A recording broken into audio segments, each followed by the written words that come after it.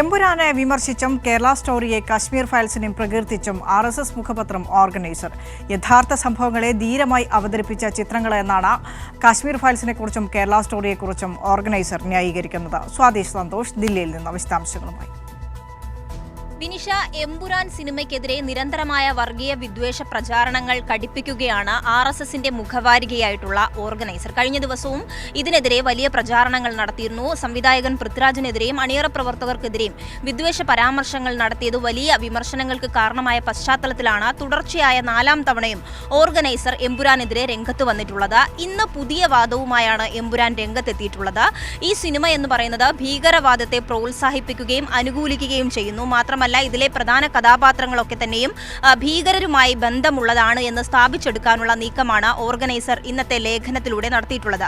അതിനപ്പുറത്തേക്ക് കശ്മീർ ഫയൽസിനെയും അതോടൊപ്പം കേരള സ്റ്റോറിയെയും പ്രകീർത്തിക്കുന്ന ഒരു സമീപനം കൂടി ഓർഗനൈസറിന്റെ ഭാഗത്തു നിന്നുണ്ടായിട്ടുണ്ട്.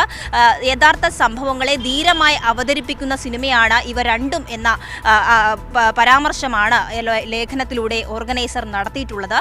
മാത്രമല്ല, ഇതിൽ കുറ്റവാളികളായി കാണിക്കുന്നവരെല്ലാം ഹിന്ദുക്കളാണെന്നും മുസ്ലിങ്ങളെ ഇരകളായി സ്ഥാപിക്കുന്നു എന്നുള്ള ആരോപണം കൂടി ഓർഗനൈസർ ഉയർത്തുന്നുണ്ട്. ഇതിലെ പ്രധാന കഥാപാത്രമായിട്ടുള്ള, അതായത് പൃഥ്വിരാജ് അവതരിപ്പിക്കുന്ന കഥാപാത്രം ഭീകരനുമായി സാമ്യമുള്ളതാണ് എന്ന് സ്ഥാപിച്ചെടുക്കാൻ തരത്തിലാണ് ഓർഗനൈസർ ഇന്ന് ലേഖനത്തിൽ എഴുതി വെച്ചിട്ടുള്ളത്.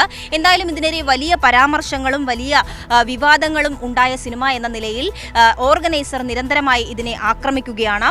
ദുരന്തങ്ങളുടെ രാജാവായി ആഭ്യന്തരമന്ത്രി അമിത്ഷയെ പരാമർശിക്കുന്നു എന്ന വാദം കൂടി ഓർഗനൈസർ ഇതിലൂടെ മുന്നോട്ട് വയ്ക്കുന്നുണ്ട്. കഴിഞ്ഞ ദിവസം ഈ സിനിമ ക്രിസ്ത്യൻ വിരുദ്ധതയാണ് പടർത്തുന്നത് എന്ന ആക്ഷേപമായിരുന്നു ഉയർത്തിയത്.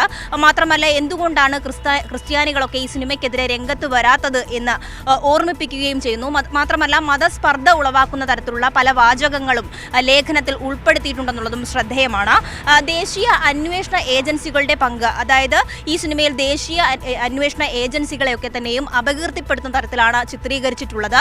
ഇത് നമ്മുടെ രാജ്യത്തിന്റെ സുരക്ഷയെ ബാധിക്കുന്നതാണെന്നും ദേശവിരുദ്ധമാണെന്നും സ്ഥാപിച്ചെടുക്കാനുള്ള ശ്രമങ്ങൾ എമ്പുരാൻ സിനിമയ്ക്കെതിരെ ഈ ഓർഗനൈസർ നടത്തിവരുന്നു.